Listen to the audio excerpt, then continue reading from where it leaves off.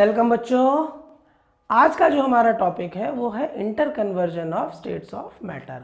मतलब जो हमारे फिजिकल स्टेट्स हैं मैटर के, क्या वो आपस में कन्वर्जन उनका पॉसिबल है।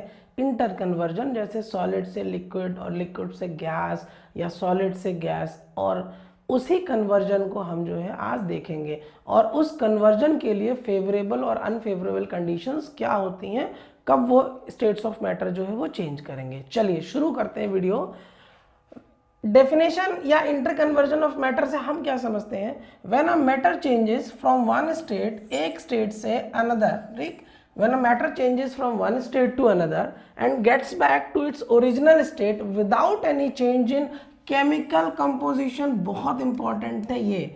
जब भी कभी मैटर के फिजिकल स्टेट्स में चेंज हो, उस समय उसकी केमिकल कंपोजिशन में चेंज नहीं होना चाहिए। जैसे वाटर है, वाटर का जो कंपोजिशन है, केमिकल कंपोजिशन क्या है, H2O है। अभी वाटर को आप क्या करिए, गैस में या वेपर में कन्वर्ट कीजिए, तो वेपर का जो केमिकल कंपोजिशन है वो भी क्या होता है, H2O।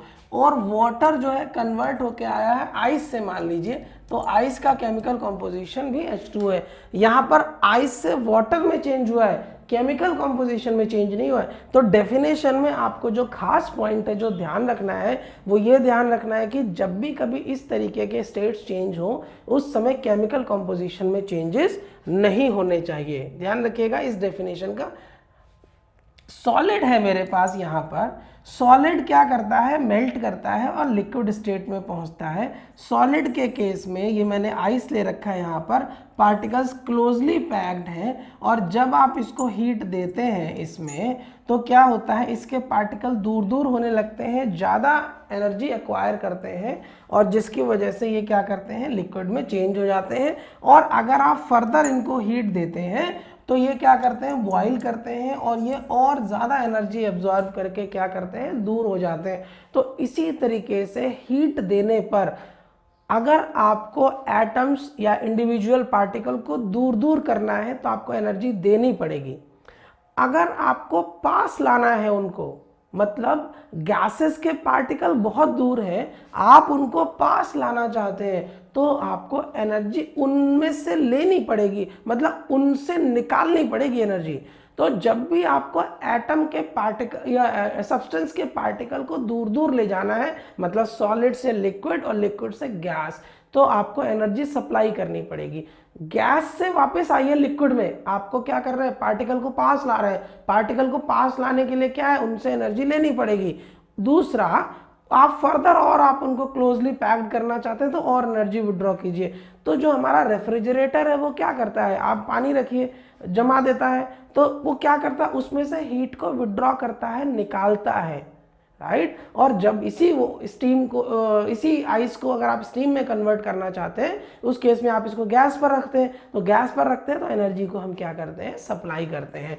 तो कन्वर्जन ऑफ स्टेट में दो चीज़ें, एक चीज हो गई टेम्परेचर, बहुत बड़ा रोल प्ले करता है। अच्छा, टेम्परेचर जो है वो हमें समझ में आता है। टेम्परेचर क्या है, हमको समझ में आता है, हम उसको जानते हैं, महसूस करते हैं।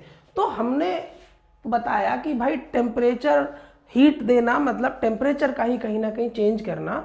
तो टेम्परेचर को जब आप चेंज करते हैं, मतलब हीट को इन आउट करते हैं, उस केस में फेजेस चेंज होते हैं। तो क्या और भी कोई तरीका है जिसकी वजह से आप फेज को चेंज कर सके? बिल्कुल है एक तरीका, जिसको हम 9th क्लास के बच्चे, आई थिंक कि अंडरस्टैंडिंग तो है उनकी, वो जानते हैं, लेकिन क्या वो उसको फील करते हैं, वो मैटर करता है कि वो कितना उसको फील कर पाते हैं, राइट। तो एक चीज़ है टेम्परेचर, दूसरा चीज़ है प्रेशर। तो एक चीज़ मेरे को क्या पता चली है कि टेम्परेचर बहुत बड़ा रोल प्ले करता है स्टेट चेंज होने में, फेज चेंज होने में। तो क्या प्रेशर भी रोल प्ले करता है? बिल्कुल, प्रेशर भी रोल प्ले करता है, लेकिन हमने कभी भी प्रेशर के थ्रू स्टेट चेंज होते हुए नहीं देखा है। टेम्परेचर से तो मुझे समझ में आता है, हमने प्रेशर के थ्रू स्टेट चेंज होते हुए नहीं देखा है। तो मैं कोशिश करूंगा आपको कुछ लाइव एग्जांपल देने की, जहां पर मैं आपको इस तरीके से डेमोन्स्ट्रेट कर सकूं कि आप एक्चुअली प्रेशर को फील कर सकें। इस डायग्राम को हम देखते हैं। यहां पर हमने क्या किया है, इंटर कन्वर्जन को शो किया है, इंटर कन्वर्जन ऑफ स्टेट्स को हमने शो किया है, और वहां पर जो है हम रिलेट करेंगे। पहला स्टेज है मेरे पास सॉलिड में, सॉलिड से शुरू कर रहा हूँ, ठीक है ना, और सॉलिड से मैं लिक्विड पे पहुंच रहा हूँ और लिक्विड से मैं गैसेस स्टेट पर पहुंचूंगा, ठीक। तो इनिशियली मैं क्या करता हूँ, सॉलिड लेता हूँ, राइट, सॉलिड से मैं क्या करता हूँ, लिक्विड स्टेट पर पहुंचता हूँ, ठीक। जब मैं लिक्विड स्टेट पर पहुंचता हूँ, सॉलिड से लिक्विड पहुंच रहा हूँ, मान लीजिए सपोज करिए ये आइस जो है वो -10 डिग्री सेल्सियस पर है, ठीक। तो आप इसको क्या करेंगे, हीट करेंगे। जब आप इसको हीट करेंगे तो सबसे पहले जो आइस है वो क्या होगी, -10 डिग्री सेल्सियस से बढ़ के आएगी कहाँ तक, 0 डिग्री सेल्सियस तक। 0 डिग्री सेल्सियस पर भी आइस ही होती है।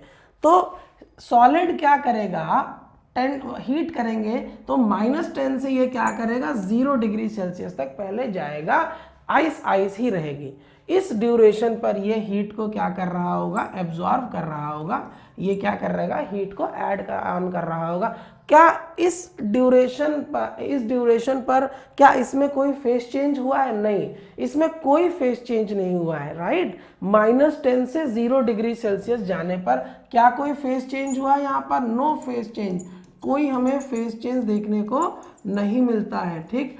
क्या यहाँ पर टेम्परेचर चेंज हुआ, यस, टेम्परेचर में यहाँ पर चेंज हमें देखने को मिलता है। और जब टेम्परेचर चेंज होगा इसका मतलब सेंसिबल हीट है, तो कितनी हीट आपने सप्लाई की है, इस तरीके से Q = mc डेल्टा टी के फॉर्मूले से आप इसको आराम से निकाल सकते हैं कि आपने अब तक इसको कितनी हीट ट्रांसफर की है, राइट।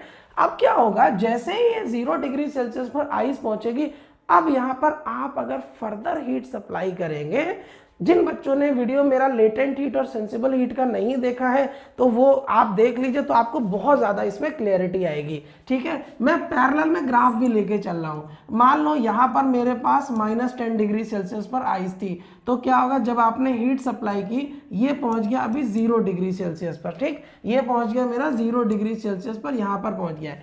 तो 0 डिग्री सेल्सियस पर अब आप फर्दर हीट ऐड करेंगे, तो फर्दर हीट ऐड करने पर क्या ये लिक्विड में कन्वर्ट होगा, बिल्कुल कन्वर्ट होगा। क्या इसका टेम्परेचर बढ़ेगा, नहीं, 0 डिग्री सेल्सियस पर टेम्परेचर नहीं बढ़ेगा। तो होगा क्या, ये आइस मेल्ट होना शुरू होगी, तो 0 डिग्री सेल्सियस पर आइस मेल्ट होना शुरू होगी, तो उससे पानी बनेगा, जो पानी होगा उसका टेम्परेचर भी 0 डिग्री सेल्सियस रहेगा, कोई टेम्परेचर में राइज नहीं होगा। और जब तक ये पूरी आइस वाटर में कन्वर्ट नहीं हो जाती है, तब तक कोई भी टेम्परेचर राइज नहीं होगा। तो जो मेरी आइस है उसको कन्वर्ट होने के लिए 2 मिनट, 4 मिनट, 5 मिनट लग सकता है। तो यहाँ पर ये टाइम इसको लग रहा है, ये टाइम इसको लग रहा है, और यहाँ पर टेम्परेचर है कांस्टेंट। यहाँ पर केवल सॉलिड था, यहाँ पर लिक्विड भी होगा प्लस सॉलिड भी होगा, दोनों फेजेस एक साथ साइमल्टेनियसली एग्जिस्ट करेंगे, ध्यान रखिएगा। इस ड्यूरेशन पर आप जो हीट सप्लाई करते हैं वो होती है लेटेंट हीट, राइट। और लेटेंट हीट, तो अब यहाँ पर देखिएगा 0 डिग्री सेल्सियस था और आपने इसको मेल्ट किया, तब भी 0 डिग्री सेल्सियस पर वाटर रहेगा। इस ड्यूरेशन पर, मेल्टिंग के ड्यूरेशन पर आप जो हीट सप्लाई करते हैं वो होती है latent heat of fusion, right. इसको मेल्टिंग के ड्यूरेशन पर आप सप्लाई करते हैं। अभी वाटर यहाँ पर आ गया है 0 डिग्री सेल्सियस पर, ये सारी की सारी आइस कन्वर्ट हो गई है, मेल्ट हो गई है, ये लिक्विड में कन्वर्ट हो गई है, वाटर में कन्वर्ट हो गई है। ये वाटर मेरे पास कितना है, 0 डिग्री सेल्सियस पर। देख लीजिए, यहाँ पर सॉलिड था, यहाँ पर कंप्लीटली लिक्विड हो जाएगा इस पर्टिकुलर पोर्शन पर। अब 0 डिग्री सेल्सियस वाले वाटर को आप क्या करिए, फर्दर हीट को उसको दीजिए, फर्दर आप उसको हीट दीजिए, तो क्या होगा, इसका टेम्परेचर बढ़ाइए बढ़ाइए बढ़ाइए बढ़ाइए, आप मान लीजिए पहुंच जाते हैं, इसको हीट कर देते हैं, कहाँ तक ले जाते हैं, 100 डिग्री सेल्सियस तक। 100 डिग्री सेल्सियस तक आप इसको लेके जाते हैं। तो उस ड्यूरेशन पर क्या होगा, जब आप 0 डिग्री सेल्सियस से आप क्या करें, 100 डिग्री सेल्सियस यहाँ तक ले जा रहे हैं, उस ड्यूरेशन पर आप इसको हीट सप्लाई करेंगे, that is your sensible heat. अगर आपको उसको निकालना है तो Q = mc डेल्टा टी से फिर आप निकाल सकते हैं कि आपने कितनी, m मास ऑफ वाटर पता है, C specific heat of water पता है, डेल्टा टी मतलब T2 - T1, तो 100 - 0 डेल्टा टी, तो यहाँ से अमाउंट ऑफ हीट सप्लाइड आप निकाल सकते हैं। तो यहाँ से लेके यहाँ तक केवल और केवल ये क्या करेगा, लिक्विड स्टेट में रहेगा और 100 डिग्री सेल्सियस पर ये क्या करेगा, पहुंच जाएगा। उस केस में क्या होगा, जो वाटर का पार्टिकल है जो 0 डिग्री सेल्सियस से 100 डिग्री सेल्सियस तक पहुंचा है, ये हीट को एब्जॉर्ब करके आया है। हीट को एब्जॉर्ब करके आया, इसका मतलब उसके अंदर जो काइनेटिक एनर्जी है वो बहुत बहुत बहुत बढ़ गई है। और जैसे ही ये 100 डिग्री सेल्सियस पर पहुंचता है, ये वाटर क्या करता है, बॉयल करने लगता है। और ये वाटर का क्या होता है, बॉइलिंग पॉइंट होता है। जब ये बॉयल करता है, इसका मतलब अब ये तैयार है स्टीम में कन्वर्ट होने के लिए। बॉइलिंग के ड्यूरेशन पे जो वाटर मॉलिक्यूल के बीच में बॉन्ड है वो भी टूटने लगते हैं। और यहाँ पर क्या होगा, इसके बाद 100 डिग्री सेल्सियस पर आप गैस बंद नहीं करते हैं, फिर भी चालू रखते हैं, तो क्या हो गया, क्या 100 डिग्री सेल्सियस के बाद टेम्परेचर बढ़ेगा पानी का? नहीं, ये क्या करेगा, टेम्परेचर कांस्टेंट हो जाएगा 100 डिग्री सेल्सियस। उसके बाद आप जितनी भी हीट सप्लाई करेंगे वो इसको वेपर में या गैस में कन्वर्ट करेगा। तो यहाँ से लेके यहाँ तक आप जो हीट सप्लाई कर रहे हैं, राइट, इस ड्यूरेशन पे this is called evaporation process. और यहाँ पर इसको एक्चुअली वेपोराइजेशन, एक वीडियो हम करेंगे जहाँ पर एवापोरेशन और वेपोराइजेशन में हम डिफरेंस समझने की कोशिश करेंगे क्या होता है। एक्चुअली यहाँ पर वेपोराइजेशन लिखना चाहिए, ठीक। तो यहाँ पर जो आप हीट सप्लाई कर रहे हैं वो होता है latent heat of vaporisation, right.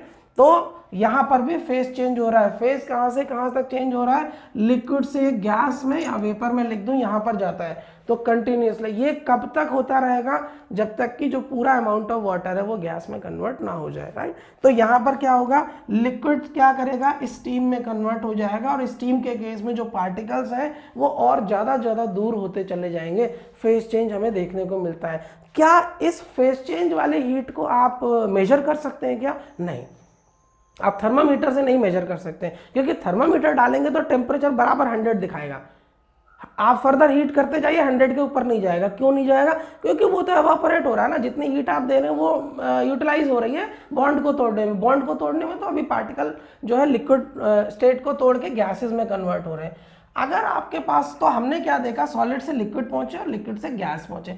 अगर आप सॉलिड स्टेट से डायरेक्ट, अगर आप गैस या डायरेक्ट स्टीम में कन्वर्ट करना चाहते हैं, स्टीम नहीं कहना चाहिए, वाटर के लिए स्टीम यूज करते हैं, आप सीधे सॉलिड से गैस में कन्वर्ट करना चाहते हैं, जैसे आपका कपूर हो गया, अमोनियम क्लोराइड हो गया, आपका कैम्फर हो गया, ठीक है। यहाँ पर क्या करते हैं, सॉलिड जो होता है वो डायरेक्टली गैस में कन्वर्ट हो जाता है, एक्वायर करके हीट, लिक्विड स्टेट में नहीं जाता है। That process is known as sublimation.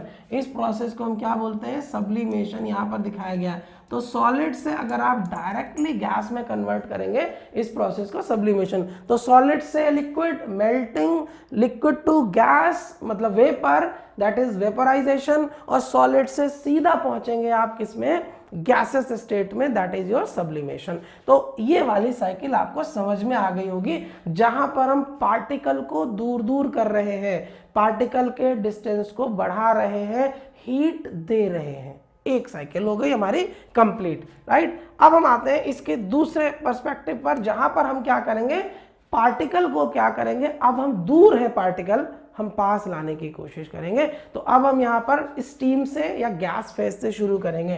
तो हमने क्या ले लिया, गैस ले लिया है, गैस फेज है, मेरे पास कोई गैस है, मान लो मेरे पास कोई स्टीम है, वाटर का ही फॉर्म है, उसको हम क्या करेंगे, लिक्विड में लेना चाहते हैं, लिक्विड में लाना चाहते हैं, तो हम उसके टेम्परेचर को रिड्यूस करेंगे।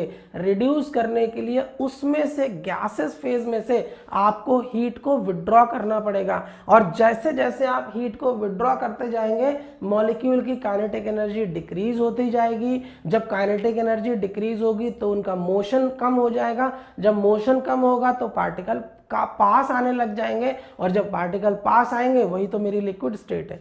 तो हम क्या कर रहे हैं, गैस को क्या कर रहे हैं, लिक्विड में कन्वर्ट कर रहे हैं। तो गैस को जब हम लिक्विड के में कन्वर्ट कर रहे हैं तो टेम्परेचर क्या हो रहा है, डिक्रीज हो रहा है। अब मान लो गैस जो है यहाँ पर 100 डिग्री सेल्सियस पर है, आप इसको 25 डिग्री सेल्सियस तक लेके आए, राइट। तो क्या होगा, जितनी भी सेंसिबल हीट है, सेंसिबल हीट एब्जॉर्ब भी होती है और सेंसिबल हीट आप रिड्यूस भी, विड्रॉ भी करते हैं, राइट, ठीक। तो आप दोनों सेंस में इसको निकाल सकते हैं। तो टेम्परेचर डिक्रीज होगा तो फॉर्मूला मेरा वही सेंसिबल हीट का है, Q is equal to MC delta T से आप क्या करेंगे, निकाल लेंगे। उसके बाद लिक्विड में पार्टिकल थोड़ा सा और पास आ गए। अब आप कहें नहीं मेरे को तो भाई ये लिक्विड 25 डिग्री सेल्सियस वाला नहीं, मेरे को तो आज बर्फ जमानी है। उस केस में आप क्या करेंगे, इस 25 डिग्री सेल्सियस वाले लिक्विड से और हीट को विड्रॉ करेंगे, माइनस करेंगे हीट को। तो क्या करेगा, ये फ्रीज कर जाएगा 0 डिग्री सेल्सियस पर पहुंच जाएगा। उस केस में जैसे जैसे आप इसका टेम्परेचर 25 से 24 फिर 23 फिर 20 15 10 लेके जाते रहे आप टेम्परेचर, तो पार्टिकल का मोशन जो काइनेटिक एनर्जी है वो और रिड्यूस होती रही, पार्टिकल्स और क्लोज आते रहे, और क्लोज आने पर एक स्थिति ऐसी आई जहां पर ये दोनों मतलब सारे पार्टिकल जो है वो क्लोजली पैक्ड हो गए हैं, और इस तरीके से जो है इन्होंने आइस फॉर्म कर लिया या एक सॉलिड स्ट्रक्चर फॉर्म कर लिया है, जहां पर मोशन जो है कंपेयर टू गैस तो बहुत ही कम है, लिक्विड के केस में भी सिग्निफिकेंटली डाउन हो जाता है, काइनेटिक एनर्जी सिग्निफिकेंटली रिड्यूस हो जाती है। तो यहां पर क्या होगा, लिक्विड से जब आप गैस आइस में जाते हैं, this is known as freezing. देखिए मेल्टिंग के लिए हमने क्या बोला था, latent heat of fusion use किया था, इसी तरीके से फ्रीजिंग के लिए भी आप latent heat of fusion word he use करते हैं, ठीक है ना। सिमिलरली यहां पर जो है latent heat of vaporisation he collectively दोनों के लिए टर्म को यूज किया जाता है। अब आइए, आपके पास गैसेस स्टेट है, आप सीधा सॉलिड में लाना चाहते हैं, सीधा सॉलिड में, कोई लिक्विड स्टेट में लेके नहीं आना है, ठीक। जैसे आपका कार्बन डाइऑक्साइड होता है, मैं अभी आऊंगा इस पर भी आऊंगा, कार्बन डाइऑक्साइड वाले पर। तो इस स्टीम को अगर आप वापस सीधा सॉलिड में लेके आएंगे, that is known as deposition, this is known as deposition. Solid से गैस में जाना इज सब्लिमेशन, और स्टीम से या गैस से सीधा सॉलिड में आना, दिस इज कॉल्ड डिपोजिशन। इसका दूसरा नाम और होता है एब्लिमेशन। तो कभी आपको ये वर्ड मिल जाए देखने को, एब्लिमेशन, तो परेशान मत होइएगा, राइट। तो सब्लिमेशन का उल्टा एब्लिमेशन, ठीक है जी। तो इस तरीके से हमने देखा कि inter conversion of states of matter होता है, जहां पर हम मैटर को उसके फेजेस जो है उनको हम कन्वर्ट कर सकते हैं, सॉलिड से लिक्विड और लिक्विड से गैस। चलिए जी, आई होप इतना तक आपको क्लियर हो गया होगा। नेक्स्ट सेक्शन में हम पहुंचते हैं, यहां पर हम देखेंगे कि कौन कौन से ऐसे फैक्टर हैं जो हमारे जो मैटर का चेंज हो रहा है उसको अफेक्ट करते हैं, किन किन वजह से अफेक्ट होता है। यहां पर प्रेशर को लाएंगे, यहां पर हम जो है और थोड़ा सा टेक्निकल और थोड़ा डिटेल में जाएंगे। तो टेम्परेचर क्या करता है, it causes the molecule of the substance to move faster और स्लोअर। टेम्परेचर बढ़ाएंगे तो मॉलिक्यूल का मोशन फास्ट हो जाएगा, काइनेटिक एनर्जी बढ़ जाएगी। जब काइनेटिक एनर्जी बढ़ जाएगी तो वो दूर दूर जाएंगे, ठीक है ना, ज़्यादा हीट है उनके पास, दूर दूर जाएंगे, नहीं रुकेंगे पास में। इसी तरीके से अगर आप उनमें से टेम्परेचर को विड्रॉ कर लें, उस केस में क्या होगा, रिड्यूस हो जाएगा, मोशन रिड्यूस हो जाएगा, मोशन रिड्यूस होगा तो पार्टिकल क्लोज आने लगेंगे। तो टेम्परेचर क्या रोल प्ले करता है, ये मॉलिक्यूल की स्पीड या मॉलिक्यूल की काइनेटिक एनर्जी को डायरेक्टली अफेक्ट करता है, और इसी काइनेटिक एनर्जी को जब ये अफेक्ट करेगा तो कहीं ना कहीं आगे चल के ये फेज को भी अफेक्ट करेगा, राइट। दूसरी चीज मेरे पास आती है प्रेशर। तो पहला फैक्टर क्या अफेक्ट करता है, टेम्परेचर। दूसरा प्रेशर क्या अफेक्ट करता है, प्रेशर। प्रेशर को समझने के लिए मैं एक डायग्राम से समझाने की कोशिश करता हूं। यहां पर देखिए क्या हो रहा है, ये मेरे पार्टिकल है, ये मेरा गैस फेज है। इस गैस फेज को मैं ऊपर से, मान लो ये मेरा एक पिस्टन सिलेंडर असेंबली है, ये मेरा सिलेंडर हो गया है और ये मेरा ऊपर से पिस्टन हो गया है, ठीक है ना, ये मेरा पिस्टन हो गया। इस पर मैं ऊपर से फोर्स लगा रहा हूँ, फोर्स लगा रहा हूं, तो प्रेशर कितना होगा, तो pressure is equal to force upon area. आप यहां से निकाल सकते हैं कितने एरिया पर, मान लो आप 10 न्यूटन का फोर्स लगा रहे हैं और जितना पिस्टन का एरिया हो उस हिसाब से आप इसको कैलकुलेट कर लीजिए, pressure is equal to force upon area आप निकाल लेंगे। जब आप ऊपर से फोर्स लगाते हैं, मतलब जब आप प्रेशर उस पर लगाते हैं, तो क्या होगा, पहले तो गैस मॉलिक्यूल इतने वॉल्यूम में, इतने एरिया में घूम फिर रहे थे, प्रेशर लगाया, वॉल्यूम को कम कर दिया, वॉल्यूम को कम कर दिया। इसका मतलब आपने क्या किया है, जो पार्टिकल पहले खूब इधर उधर मोशन में थे, आपने वॉल्यूम को कम कर दिया है। इसका मतलब अब वो ज़्यादा दूर नहीं जा रहे हैं, ज़्यादा दूर ट्रैवल नहीं कर सकते हैं। आप उनका वॉल्यूम रिड्यूस करते आइए। वॉल्यूम रिड्यूस करने का मतलब है आप एक्चुअली प्रेशर को क्या कर रहे हैं, इंक्रीज कर रहे हैं। एक इक्वेशन भी होती है हमारे पास, पी वी, यहाँ तो वो हो गया, P V is equal to N R T, P V is equal to N R T. तो यहां से मुझे क्या पता चलता है, pressure is inversely proportional to volume. Volume को घटाएंगे प्रेशर बढ़ेगा, वॉल्यूम को घटा रहे हैं प्रेशर बढ़ता जाएगा, ठीक है ना। तो वॉल्यूम को घटाना ही प्रेशर बढ़ाना होता है। तो प्रेशर बढ़ाने पर, हम किसी चीज़ का प्रेशर बढ़ाना चाहते हैं तो हम उसका वॉल्यूम जो है उसको क्या करेंगे, हम रिड्यूस करने की कोशिश करेंगे। वॉल्यूम घटाते जाएंगे, प्रेशर बढ़ता जाएगा। तो जैसे जैसे वॉल्यूम घटा रहे हैं प्रेशर बढ़ रहा है, मॉलिक्यूल पास पास आ रहे हैं, मोशन अब उतना नहीं कर सकते हैं। जब उतना मोशन नहीं कर सकते हैं तो काइनेटिक एनर्जी उनकी रिड्यूस हो गई है। और एक टाइम पर एक स्टेज ऐसी आती है, उनकी काइनेटिक एनर्जी या मॉलिक्यूलर मोशन इतना रिस्ट्रिक्टेड हो जाता है कि वो फेस चेंज कर लेते हैं, सॉलिड से क्या करते हैं, सॉरी गैस से क्या करते हैं, लिक्विड में आ जाते हैं। अगर आपने कहा नहीं अभी मेरा काम नहीं चला है, मैं और वॉल्यूम जो है रिड्यूस करूंगा और ज़्यादा काइनेटिक एनर्जी रिड्यूस करूंगा, उस केस में आप फर्दर एक्सट्रीम लेवल तक वॉल्यूम को रिड्यूस करते चले जाते हैं, तो प्रेशर बहुत बढ़ा देते हैं, बहुत बढ़ा देते हैं। तो हाई प्रेशर पर जो गैसेज हैं आप उनको सॉलिड में कन्वर्ट कर सकते हैं। अगर आप वैसे समझे एक लाइन में, सॉलिड लिक्विड गैस में क्या फ़र्क है, केवल जो एटम्स है उनकी प्लेसमेंट है, वही उसी तो का तो फर्क है। गैसेस में पार्टिकल दूर है, पास आएंगे तो लिक्विड बन जाएंगे, और पास आएंगे बिल्कुल क्लोजली पैक हो जाएंगे, तो उसी स्टेट को हम सॉलिड स्टेट कह सकते हैं। तो एक्चुअली हम कर क्या रहे हैं, एक्चुअली हम क्या कर रहे हैं, अपना जो भी हम प्रोसेस कर रहे हैं उसके थ्रू हम मॉलिक्यूलर मोशन को ही बांधने की, रेस्ट्रिक्ट करने की कोशिश कर रहे हैं। तो यहाँ पर गैस से लिक्विड और लिक्विड से हम क्या करेंगे, सॉलिड की तरफ आ जाएंगे। तो प्रेशर क्या करता है, the effect of pressure are अच्छा, ये एक खास बात यहाँ पर आपको ध्यान भी रखनी चाहिए, the effect of pressure are negligible on solids and liquids. Solid और लिक्विड पर प्रेशर का बहुत ज़्यादा फर्क नहीं होता है, क्योंकि सॉलिड में तो पार्टिकल ऑलरेडी क्लोजली पैक्ड है। लिक्विड के केस में हाँ थोड़ी गुंजाइश तो देखो होती है, लिक्विड में पार्टिकल थोड़ा दूर होते हैं तो कंप्रेस कर सकते हैं, लेकिन बहुत कम, ना के बराबर। कंप्रेशन लिक्विड्स का बहुत स्लाइटली कंप्रेसिबल होती है liquids, gases are highly compressible, solids incompressible, ठीक। And most of the gases compresses due to the following reason मैंने आपको बता दिया है। the intermolecular space in solids and liquids is relatively less। Solid और liquid में जो इंटरमोलिकुलर स्पेस होता है, मतलब दो पार्टिकल के बीच का स्पेस कम होता है, ना के बराबर। देन गैसेस में तो बहुत दूर है, बहुत दूर है गैसेस में, तो which does not change much when pressure is applied। तो सॉलिड और लिक्विड पर बहुत ज़्यादा फर्क नहीं पड़ रहा है। However, in gases as the intermolecular space is huge, क्योंकि बहुत ज़्यादा इंटरमोलिकुलर स्पेस है, तो जब भी हम प्रेशर का अप्लाई करते हैं they turn into gas, right. तो यहाँ पर they turn gas into liquid, और फर्दर आप करेंगे तो ये सॉलिड में भी कन्वर्ट किया जा सकता है। इसमें एक खास एग्जांपल जो मैं अभी आपको बताऊंगा, तो आई होप ये चीज़ आपको क्लियर हो गई होगी। टेम्परेचर को बढ़ाने घटाने से जिस तरीके से हम स्टेट चेंज करते हैं, उसी तरीके से प्रेशर को भी घटा बढ़ा के हम जो है स्टेट को चेंज कर सकते हैं, स्टेट्स को, फिजिकल स्टेट्स को मैनिपुलेट कर सकते हैं। सॉलिड से लिक्विड भी जा सकते हैं, लिक्विड से गैस भी जा सकते हैं, गैस से सॉलिड भी आ सकते हैं, और गैस से लिक्विड भी जा सकते हैं, ठीक।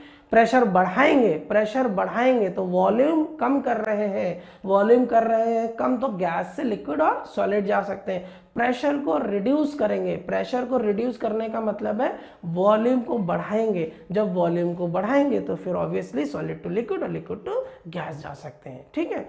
चलिए नेक्स्ट आते हैं। ये मैं एक यहाँ पर पिक्चर लेके आया हूँ, जो ये एलपीजी सिलेंडर होता है हमारे घर पे, दिस इज योर एलपीजी, इसका फुल फॉर्म होता है लिक्विफाइड पेट्रोलियम गैस, तो लिक्विफाइड पेट्रोलियम गैस जो इसमें गैस भरी है वो बहुत हाई प्रेशर पर भरी जाती है, और इतने हाई प्रेशर पर वो गैस होती है कि वो लिक्विड स्टेट में कन्वर्ट हो जाती है। मतलब जब इसको फिल किया जा रहा है, बहुत प्रेशर पर फिल किया जा रहा है, ये लिक्विड स्टेट में कन्वर्ट हो जाती है, right. So this is your liquefied petroleum gas. अगर आपको एक और जानकारी दे दूं, इसके अंदर जो गैस होती है ना, जो जो जो जलती है, उसकी अपनी कोई स्मेल नहीं होती है, ठीक है ना। तो अब मान लो कभी गैस सिलेंडर में लीकेज हो तो उसकी तो स्मेल आएगी नहीं, लेकिन हमारे घर में जो सिलेंडर उसमें तो लीकेज की स्मेल आती है। तो एक्चुअली इस गैस में जो बर्न होती है, जो हमारे एज ए फ्यूल यूज करते हैं, उस गैस में एक सब्सटेंस मिलाते हैं इथाइल मरकप्टन C2H5SH, ठीक है ना, C2H5SH इथाइल मरकप्टन।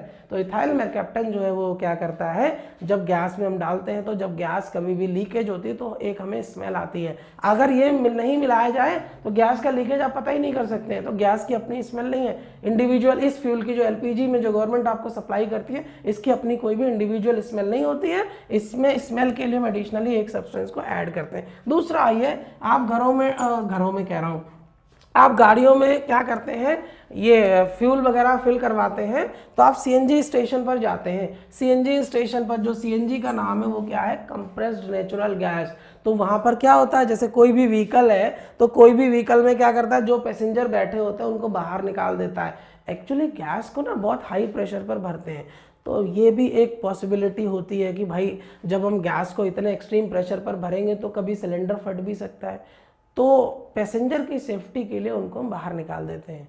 तो gases are highly compressible gas होती हैं। तो गैस को आप कंप्रेस्ड स्टेट पर भरते हैं तो सिलेंडर फटने का एक नुकसान देखो हो सकता है, प्रोबेबिलिटी होती है। तो सेफर साइड में हम क्या करते हैं, लेके पैसेंजर को उतार देते हैं। लेकिन पेट्रोल डीजल भरवाइए, कोई दिक्कत नहीं है, बैठे रहिए आराम से, लिक्विड्स आर स्लाइटली कंप्रेसिबल और हम उसको कंप्रेस करके भरते भी नहीं है, ठीक है ना।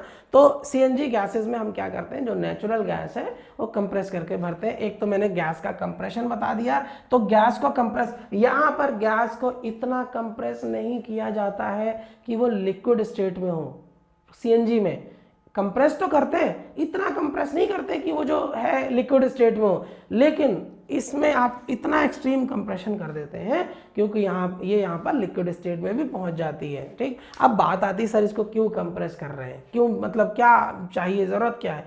कंप्रेस केस में क्या होता है, मान लीजिए ये पर्टिकुलर हमारे पास सिलेंडर है, यहाँ पर इनिशियली मान लो ये 10 मॉलिक्यूल आप आ रहे हैं गैस के। अब आप इसमें कंप्रेस करेंगे, गैस को कंप्रेस करके भर रहे हैं, तो यहाँ पर 10 की जगह मान लो अभी आपने 40 मॉलिक्यूल ले आए, तो 10 मॉलिक्यूल गैस अगर होगी तो उससे आप मान लो 10 किलोमीटर, 20 किलोमीटर, 40 किलोमीटर चल पाए, तो 40 जो है, अगर 40 पार्टिकल्स होंगे उसी वॉल्यूम में, तो वो आपको क्या करेगा, ज़्यादा डिस्टेंस तक ट्रैवल करा देगा। तो बस एक्चुअली यही पीछे का कॉन्सेप्ट यही है कि आपको जल्दी जल्दी रीफ्यूलिंग ना करानी पड़े, तो इसलिए हम गैस को थोड़ा सा कंप्रेस करके दे देते हैं। हम इतना कंप्रेस करके नहीं देंगे कि वो लिक्विड स्टेट में हो। लिक्विड स्टेट के केस में बहुत ज़्यादा कंप्रेस किया जाएगा, उस समय प्रोबेबिलिटी ऑफ जो भी डैमेज है वो बढ़ सकता है, ठीक है। चलिए जी बच्चों, अब हम बात करते हैं सॉलिड कार्बन डाइऑक्साइड की। आपने कई जगह लिखा हुआ देखा होगा कि सॉलिड कार्बन डाइऑक्साइड है ड्राई आइस, तो हम उसको समझने की कोशिश करते हैं कि ड्राई आइस होती क्या है।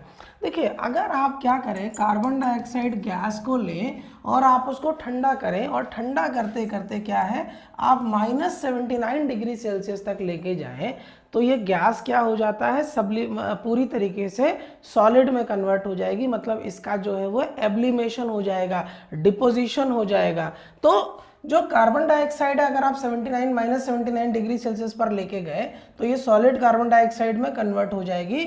और जो सॉलिड कार्बन डाइऑक्साइड है, हम इसको स्टोर करते हैं हाई प्रेशर पर।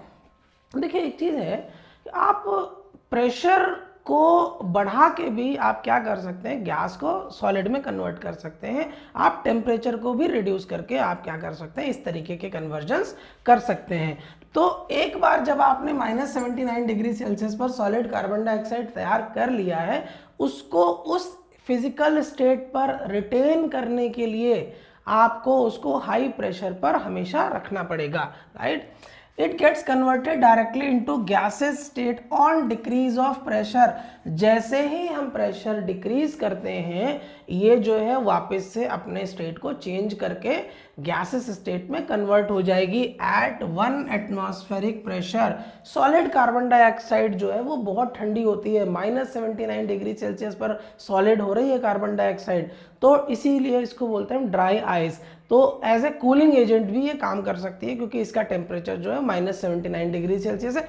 लेकिन कंडीशन ये है कि फिर आपको जो है इसको हाई प्रेशर पर रखना पड़ेगा। अगर आप प्रेशर रिड्यूस करते जाएंगे फिर ये अपने स्टेट में कन्वर्ट होती चली जाएगी और 1 एटमॉस्फेरिक प्रेशर पर ये वापस से क्या होगा, गैस में कन्वर्ट हो जाएगी विदाउट कमिंग इनटू लिक्विड। मतलब कार्बन डाइऑक्साइड जो है, जो सॉलिड है मेरे पास, ठीक है ना, हाई प्रेशर पर है, और अगर आप इसका प्रेशर को रिड्यूस करते हैं 1 एटमॉस्फेरिक प्रेशर पर आते हैं तो कार्बन डाइऑक्साइड सीधी सीधी गैस में कन्वर्ट हो जाएगी। और गैस से जब आप कार्बन डाइऑक्साइड को सॉलिड में कन्वर्ट करना चाहते हैं तो आपको इसको -79 डिग्री सेल्सियस तक इसको ले जाना पड़ेगा और बहुत ज़्यादा इसको हाई प्रेशर पर रखना पड़ेगा। That solid carbon dioxide is also known as dry ice. इस तरीके की कुछ ड्राई आइस दिखती है। देखिए इसको पकड़ने के लिए इसने ग्लव्स यूज़ कर रखा है। आपकी बॉडी नहीं बनी है -79 डिग्री सेल्सियस के किसी पर्टिकुलर सब्सटेंस को टच करने के लिए। अगर आप जैसे ही इसको टच करेंगे आपकी बॉडी कंप्लीटली फ्रीज कर जाएगी, ठीक है ना। तो उस केस में एक्स्ट्रा केयर रखनी पड़ती है किसी भी हाईली कूल्ड सब्सटेंसेस को आपको कैरी करने के लिए, और इनके लिए एक प्रॉपर वेसल होते हैं। आप कॉमन जो है आराम से जो है अपने नेकेड हैंड से इसको जो है वो नहीं पकड़ सकते हैं। अच्छा, एक और ख़ास बात मैं यहाँ पर बताता हूँ जिसका आपके सिलेबस से एज सच बहुत लेना देना नहीं है, लेकिन सॉलिड कार्बन डाइऑक्साइड, देखिए कार्बन डाइऑक्साइड हमारे लिए एक समस्या बन गई है। समस्या कैसे? ग्लोबल वार्मिंग क्रिएट करती है। उस ग्लोबल वार्मिंग को रिड्यूस करने के लिए आप देख रहे हैं टेम्परेचर गर्मियों में कितना एक्सट्रीमली हाई पहुंच जाता है। तो उस कार्बन डाइऑक्साइड से जो हमारे नेचर में है, उस नेचर से हम उसको कैसे क्या करें, उसको कम करें। तो कम करने के मेथड तो बहुत सारे हैं कि भाई हम जो है अपने हम जो डेली लाइफ में कुछ ऐसे जो काम करते हैं जिससे कार्बन डाइऑक्साइड ज़्यादा प्रोड्यूस हो रही है तो हम उन काम को रोक दें। लेकिन एक्चुअली क्या है ना, हम जो है टेक्नोलॉजिकल एडवांसमेंट और ग्रोथ और इस तरीके से हम इंडस्ट्रियल प्रोडक्शन पर पहुंच चुके हैं कि अभी हम पीछे नहीं जा सकते हैं। तो कार्बन डाइऑक्साइड हम रिड्यूस करना, आप मान के चलिए कि भाई रिड्यूस करना अब हमारे लिए बहुत ज़्यादा मतलब गुंजाइश नहीं है। हाँ, जितनी है उतने पर रह सकते हैं, हम वहाँ पर बने रह सकते हैं। रिड्यूस करना क्योंकि हमारी जो है इंडस्ट्रियल एक्टिविटी बहुत ज़्यादा बढ़ गई है, कमर्शियल एक्टिविटी बहुत ज़्यादा बढ़ गई है।